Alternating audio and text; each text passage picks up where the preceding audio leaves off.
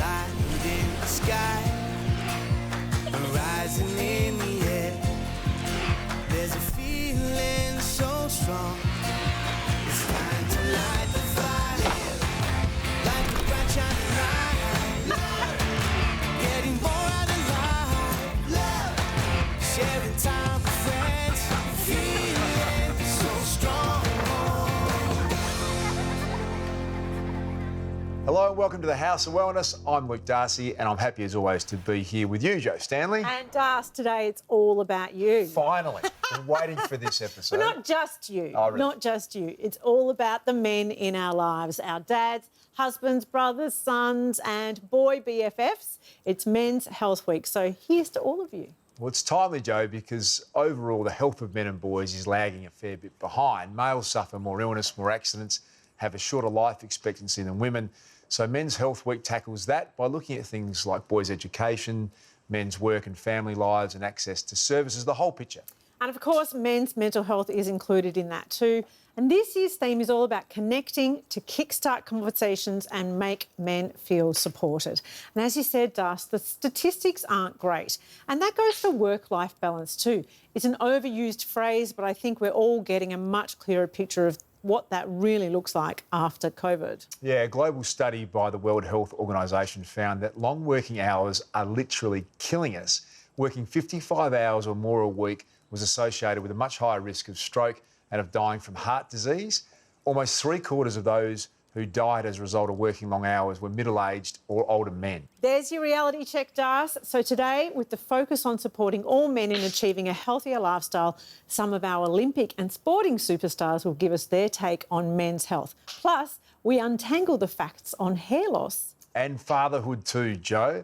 Mums, as we know, put the kids first, but dads are also guilty of letting their own well-being take a back seat when they become parents. Putting their own health second in order to put family first is exactly what happened to two young Melbourne dads who both decided that needed to change. Here's how they did it. For 15 years, Melbourne's Nick Carr has been putting in long hours to manage his own business. For half that time, he's also been raising two young daughters. I focus my whole energy on helping to raise our kids and running a successful business without giving any time to myself. Initially, you've got the energy and you can do it, but as time wore on, I just started to apply Band-Aids just to keep myself going. A banana in your lunch today? I'm quite happy with mine. My physical health started to deteriorate. I always felt tired. With that fatigue would come, irritation, anxiety, the inability to cope with the day-to-day, and I would be upset with myself because I wasn't being the best I could be. And I didn't want my girls remembering their dad growing up as someone who was irritated, tired, anxious. I prefer them to be someone who walks through the door with a big smile on their face, big hugs, and just a happy dad. Weighed down by exhaustion, with no relief in sight, Nick stumbled onto an online post that would change everything. There was an advertisement on Instagram for a support program for busy dads, and the two words that stuck out were busy dads. So I thought, geez, I think I'm one of those. That support program was Hero, an online service created by fellow dads and health coaches Paul Glezer and Daniel Norich. So my experience with building Hero together with Paul really stemmed from an experience I had with losing my firstborn son. His name was Bodhi, and in 2016 he was born, but very shortly after that he was transferred to the Royal Children's Hospital, where my wife Romy and I spent 7 weeks together with him until he passed. And during that period, I leaned on all my experiences and habits when it came to taking care of myself, having been in the health and fitness space for about 13 years. And I started to see that this is something that I could bring to other people's lives, because I could see how taking care of myself really enabled me to be a great parent for the life that Bodhi lived for that 7-week period. A major challenge that a lot of our dads have had is this this sudden pang of guilt associated with putting themselves first at periods of times in their lives, that they soon realise that having that space and time for them to be able to nourish themselves in a personal sense gives them the resources to be able to give to those around them so much more freely. At the core of Hero's 12-week program, dads learn simple lifestyle changes to improve their nutrition, fitness and mental wellness. Our foundational premise is balance. It's about creating a program that is time efficient and being able to hit exercises that are going to get the greatest return on investment. So if you can create a body weight exercise where you don't have to go to the gym, complete a really complete movement protocol and be done in 25 minutes, that's a truly balanced workout, not just in the physical sense, but it's given you time to create balance in your life with your family. One of many men to have found balance through Hero is first-time dad Jared Kaplan, who signed up to the program when his daughter was 8 months old. The thing that I learned was to really celebrate and acknowledge my small wins, and that could be as simple for me as just making a small but really positive choice to eat something healthy in a moment that I was craving some junk food. Or it could have meant that, I got up 20 minutes earlier and I did 15 minutes of cardio, which doesn't sound like a lot, but if you do that every day for 7 weeks, you start to see results. I became more alert, I became more energised, and so on a really practical level, I was just able to show up to my family, to my wife, to my daughter with more energy and more enthusiasm. But it also meant that I was more present, and I think for me being a father is all about the quality of presence that I can spend with my family and my daughter. There you go. You're upside down. You're upside down, I think. I went out for a run with a friend of mine just over the weekend. I would have never done it in the past. I would have said, no, I'll just hang around and spend time with the girls. But I wouldn't have been in a fantastic space to begin with. Whereas I go and spend 45 minutes out of the house doing something for me, I come back in a much better place. And even though the time with my family is 45 minutes less, the time is of much higher quality. I would have never thought that doing more for me would actually be more for my family.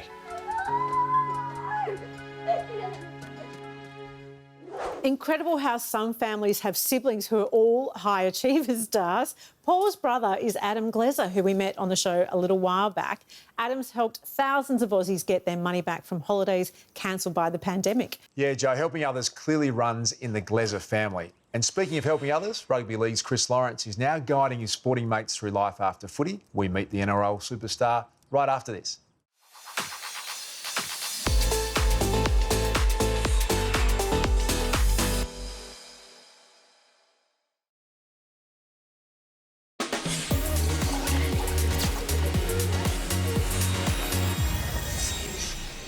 Welcome back. Joe, I love how men today talk about their wellbeing so much more freely and open up a lot more about the struggles they might be having.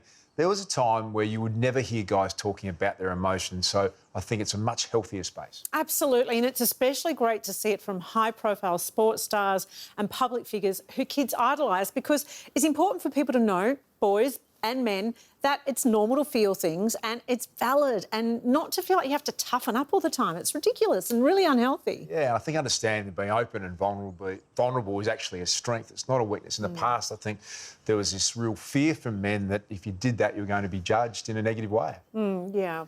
Well, Chris Lawrence is a rugby league superstar whose stellar 15-year career with the West Tigers ended last year.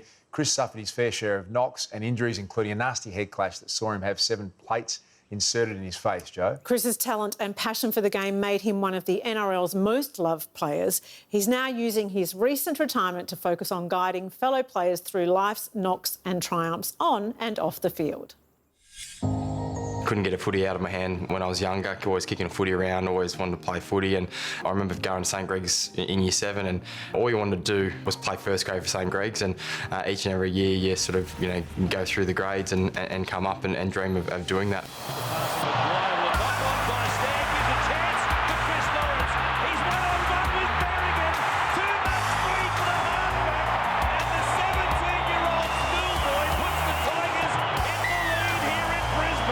I was basically playing in the reserve grade side for West and also playing for St Greg's. I was in year 12 at the time, and I was starting to play some good football, and Tim Sheen's the coach of the Tigers at the time, walks up to me and goes, "Looks like you're in, kid."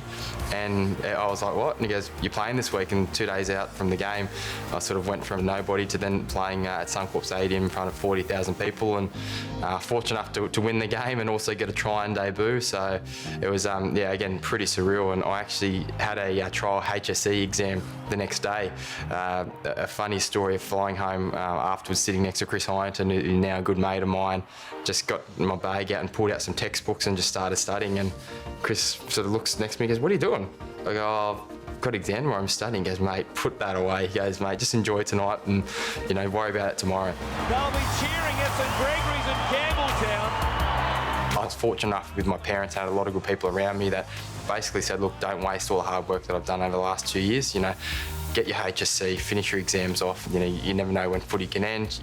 You might not be in the side next week. You don't know what's going to happen. So just, finish it off, get a good mark and see what goes from there." So I think that that probably got instilled in me, and that's, I think, what I took throughout the rest of my career.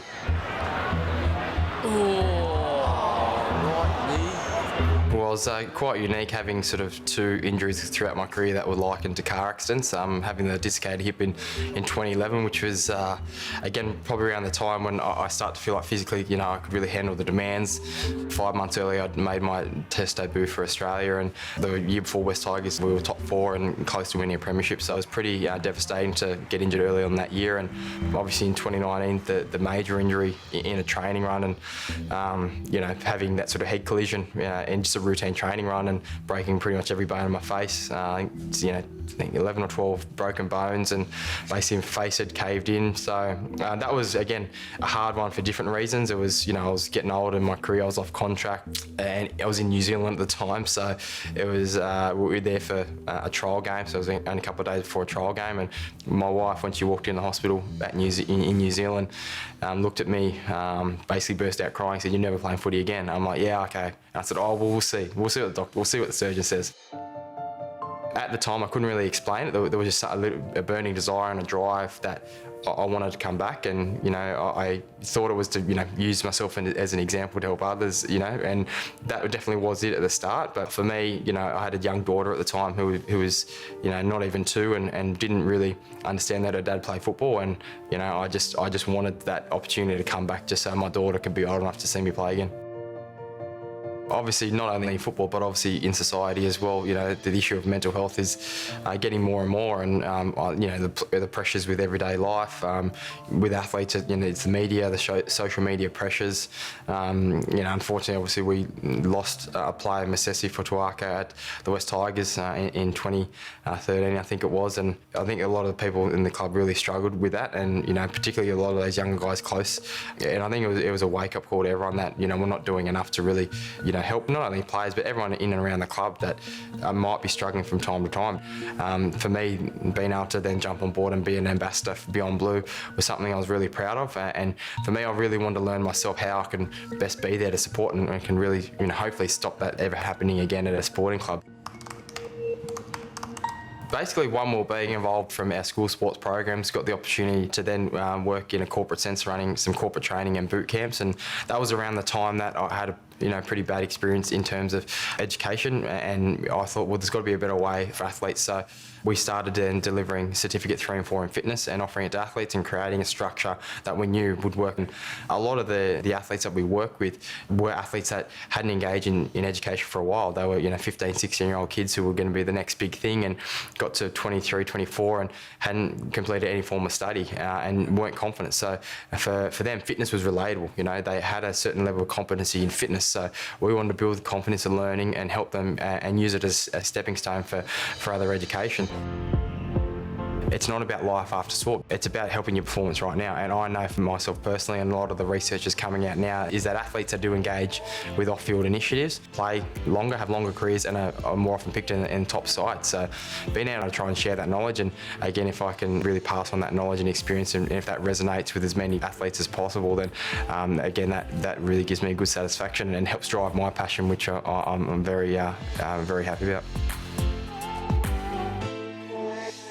Since 2016, Chris's team, West Tigers, have partnered closely with Beyond Blue, which is a great partnership, and I'm sure Chris will make a huge difference in helping players of the future. Joe? Coming up, Hinsey and GQ whip up a vitamin D-infused mushroom latte. And Doctor Nick Carr delivers some hair-raising facts on baldness. That's right here on the House of Wellness.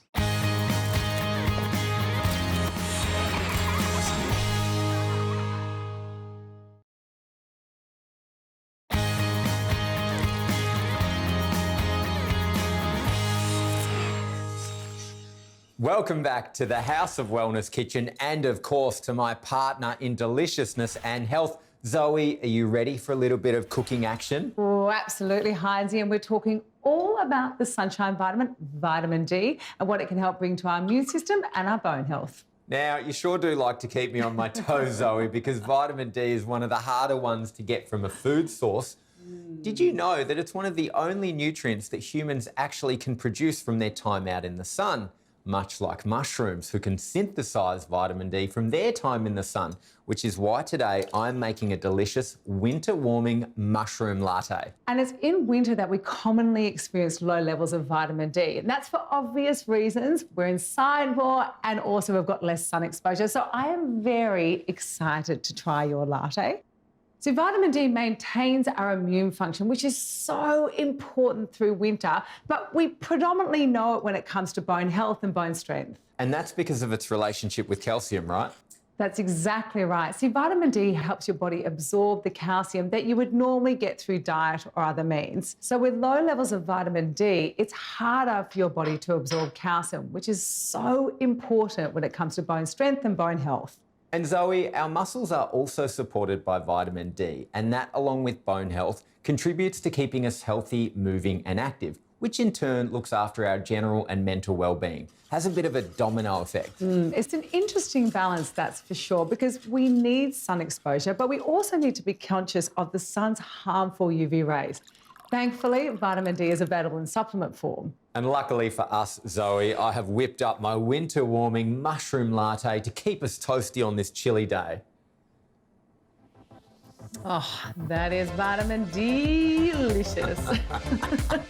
The A to Z of vitamins is brought to you by Ostalin, Australia's #1 bone health brand. It's Men's Health Week, which kicked off internationally in Vienna in 2002. Some of the world's leading men's health organisations formed a declaration recognising that men's health is a critical issue in the way it's perceived and provided. And statistically, men are falling behind in life expectancy and overall well-being, and that goes for how we look at ageing too. Well, there are bits about ageing that none of us like, but for a lot of men, it seems the big struggle is hanging on to the stereotype of what it is to be manly or masculine. Gus Wallen talks a lot about that. Yeah, losing things like your physical strength, your self-reliance, your perceived power can make men in their twilight years a little bit anxious, Joe. But do you know what? A whopping 94% of men in the UK, in a survey, what they said was their biggest fear about ageing. Is it retirement and feeling, OK with being without work? Hair loss is the one. Hair loss? It's fair to say, and you know what? I'm not going to say I'm an overly vain person, but the idea of losing your hair, I'm not sure I'd be an appealing bald man, Joe. Well, I do understand that you kind of define yourself by your looks, obviously, what you're used to seeing in the shower, and if you've got clumps coming out, that makes you realise you're getting a little older, I suppose. Grey's fine, yeah. Bald's a challenge, I think. Well, here to comb through some of the facts about baldness, let's check in with Dr. Nick Carr.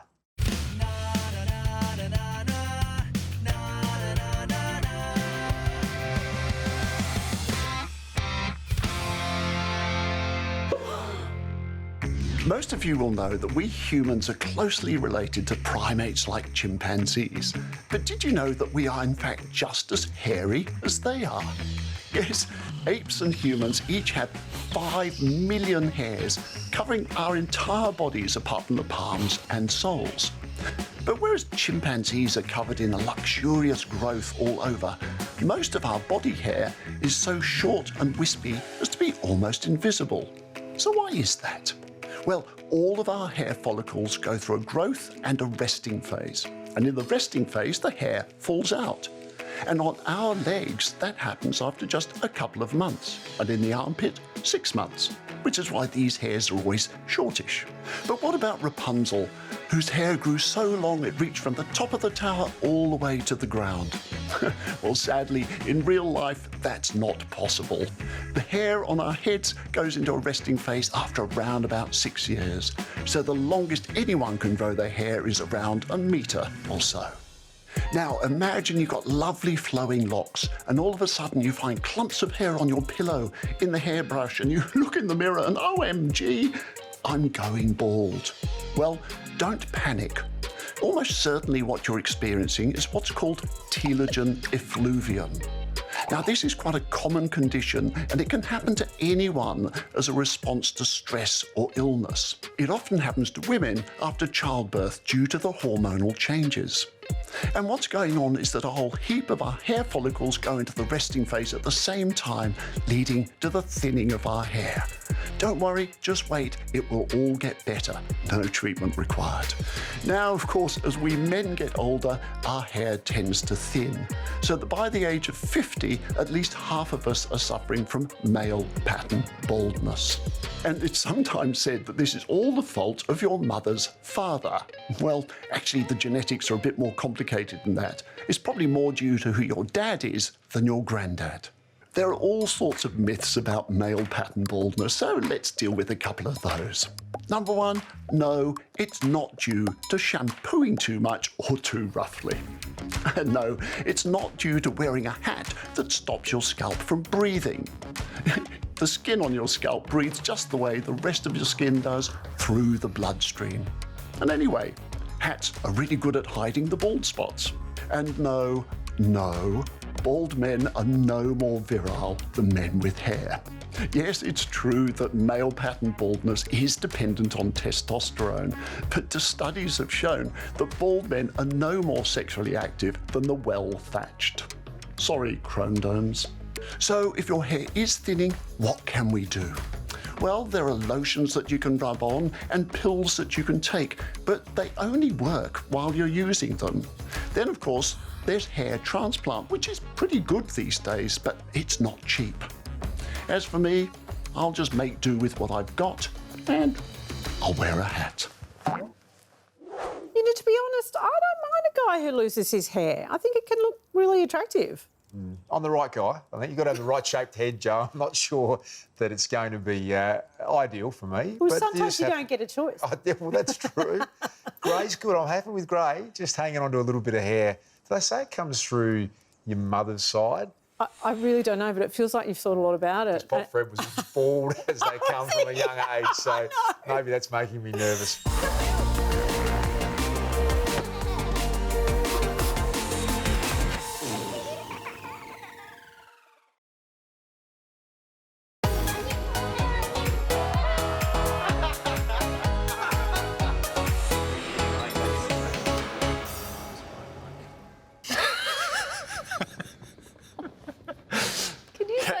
Yeah, I forgot.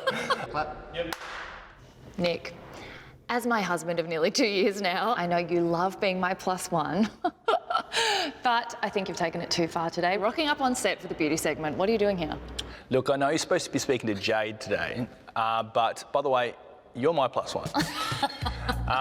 But I thought the men were a bit underrepresented in this beauty section, so I thought that we need our beauty regime too. So I think we need to start talking about some men's beauty products. I think it's definitely something that in 2021, men should absolutely be comfortable about their own beauty regimes. And, you know, particularly one of the areas that I think is getting more popular for men is hair removal. Like, there's absolutely nothing wrong with body hair, no matter what your gender is. But if, for example, you did want to get rid of your underarm hair, Veet Men actually have a really amazing solution at the moment. Their Body Curve hair removal cream, which is part of their general hair removal range. It's amazing. Sounds like you're dropping a few hints at the moment. But look, let's have a look and see what it's all about. I might get in trouble for saying some of this, but Nick actually joins in on quite a few of the beauty routines, particularly around skin. I think it always has affected both men and women, but maybe just now we're more ready to talk about it, which I think is a really amazing development. And what I really like about the underarm hair removal cream, it's got a dome applicator, so it's really touch-free application. It makes hair removal easy. You simply squeeze the cream out of the tube, apply it directly to the hair, use the dome applicator to apply it into a thick layer, leave it for a minimum 5 minutes, maximum 10 minutes. Hair then comes away easily with a spatula. Easy. Now you've got to remember to patch test this first and ensure when you put it on the skin's clean and dry. And when you're finished, rinse it off thoroughly. The Veet Men Body Curve Underarm Dome Applicator leaves skin looking smooth, it doesn't leave a malodour, and it can hydrate skin for up to 24 hours afterwards. So we've got smooth looking skin covered. Now what's next? Well, I thought that we could do a little mani-pedi together and get our toenails painted red. What do you think? Yeah, no. Is Jade about, guys? Jade.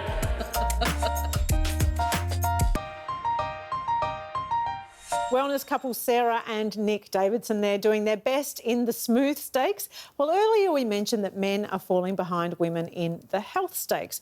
To give a clearer snapshot, a boy born in Australia in 2010 has a life expectancy of 78 years, while for a baby girl it's 82.3 years. And Joe, we can't not include men's mental health either. Men take their own lives at 4 times the rate of women, which is a tragic stat.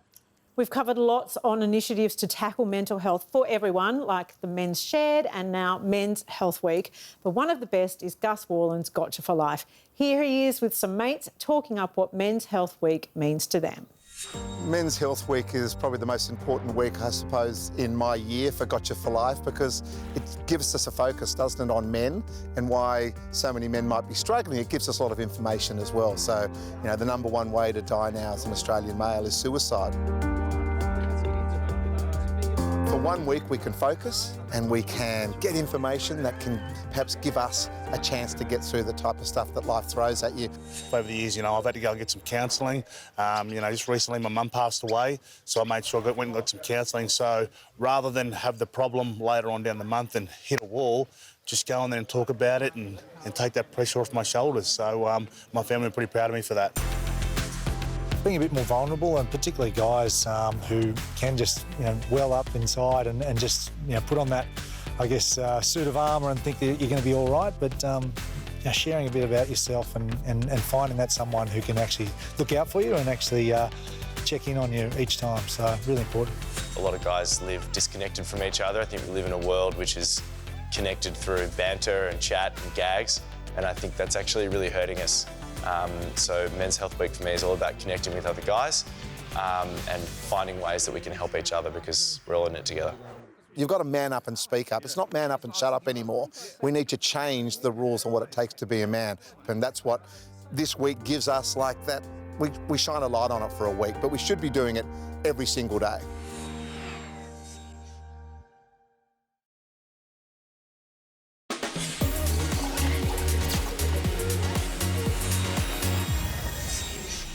Gian, can you tell me, what is your most treasured memory from your time as an elite athlete? I feel so fortunate to be able to say I've got so many incredible memories of my time as a swimmer. I also had this wonderful story and memory of the girls that I used to race with and that I got to share that moment with. Petria Thomas, Liesl Jones, Jodie Henry, 3 superstars in their own right. And we didn't feel the need to talk tactics before this race or pump each other up. We had an innate trust that each member of that team was going to do their job to the best of their ability, and we did. I've always wondered, has your style of exercise now changed from compared to when you were training at an elite level? I don't think there's any way to say this, except there is nothing similar about my exercise regime now to when I was an elite athlete. It has completely changed. Probably the biggest thing is I have not swum a lap since the day I retired, which is over 15 years ago. What? I don't even own swimwear that is appropriate to go for a swim in. So when people say, oh, you must miss being fit, and I'm like, no, I don't, because at that level of fitness, you are constantly under stress, both physically, mentally, emotionally. Your system is under immense stress. And so these days, I actually feel healthier, happier, more positive, with more energy, and not getting out of bed feeling like I'm 65 than I did when I was supposedly at my healthiest and my fittest. If we take a look then at your health overall, is there anything that you do now for your health that you didn't do when you were performing at an elite level? I already had a fairly good health background, but I started researching. And back then, we're talking 7, 8 years ago, all of a sudden it was starting to talk about the importance of gut health, the importance of looking after our insides, and that really was our overall picture of health of where it started. And so I discovered probiotics. I think there's been generally a wide recognition that the gut is central to our overall health. And if you think about what it does as an organ, it provides nutrients to every cell and organ in the body. But beyond that, we've got this microbiome, this community of bugs that live in our gut that we're really starting to understand what its role within the gut is. And we know that it has a really important influence in terms of talking to our immune system. It actually transfers information via our nervous system. It influences our endocrine system, so our hormones. So in fact, the gut seems to have this really broad and profound effect on our overall health, which is why it's vital to make sure that we actually have a healthy microbiome as well. So taking a probiotic is probably a good thing in this day and age where we are exposed to so many stresses and our diet isn't as good as it could be. A probiotic can offer benefits in terms of your overall gut health. So you'll notice that there's an improvement in your digestion, your digestive function, and an overall improvement in immune health as well, because your microbiome talks to your immune system.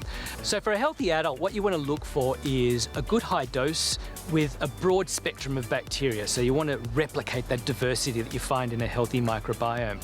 So a product like LifeSpace Double Strength Probiotics offers 15 strains of bacteria. So that's a nice diverse range. We've also got 64 billion CFU, that's 64 counts of bacteria in the double strength product. Why is it important for you to take LifeSpace probiotics every day? I know that by both myself taking LifeSpace probiotics every day, my kids, my husband, my parents, I understand the importance of having a healthy microbiome and including that diverse bacteria into our lives. I feel like LifeSpace probiotics fits with our lifestyle. It is shelf stable, so I don't have to worry about it being in the fridge. When I travel, I can take it with me. So it really is now a very important part of my whole family's life and health journey. Now, Joe, I love the Olympics. It's brilliant, gets me excited. Will you ever forget the 4x100 relay at the 2004 Summer Games? John Rooney won gold, broke a world record.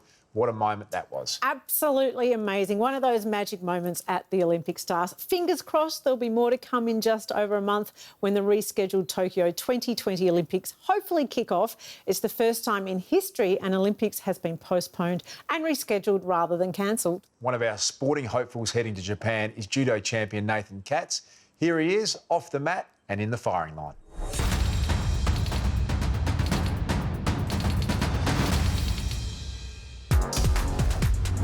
Judo. Morning coffee gets me going in the morning.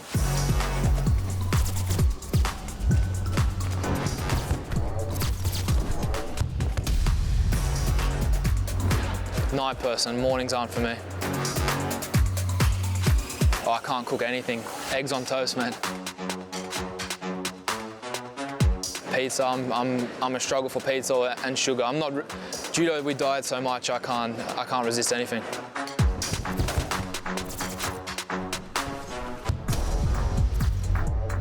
Favorite athlete growing up, probably Leighton Hewitt.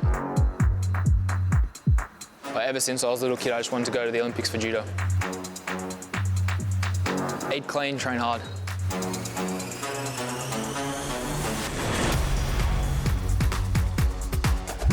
Oh, rowing machine, I hate the rowing machine.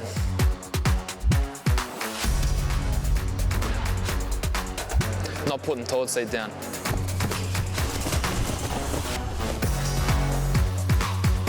Heights and the dark. I don't like heights or the dark.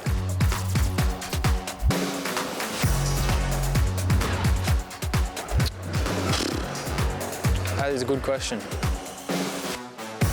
Judo. I have to say, Joe, not too many people around me smoke. these days, but back in the day, footy players, I remember my dad was sort of legendary at half-time for going into the rooms and having a smoke. It was part of his routine. You can't believe that's not that long ago. That is crazy to imagine. Yeah. Well, around 13% of Aussies still smoke, with men just ahead in terms of numbers, but that's compared to 41% of men and 30% of women who smoked in the 80s. So we've come a long way. Yeah. If you've recently quit or you're thinking about it, then well done. You'll have more money not to burn, Joe, and there's plenty of help out there to get you through any rough patches.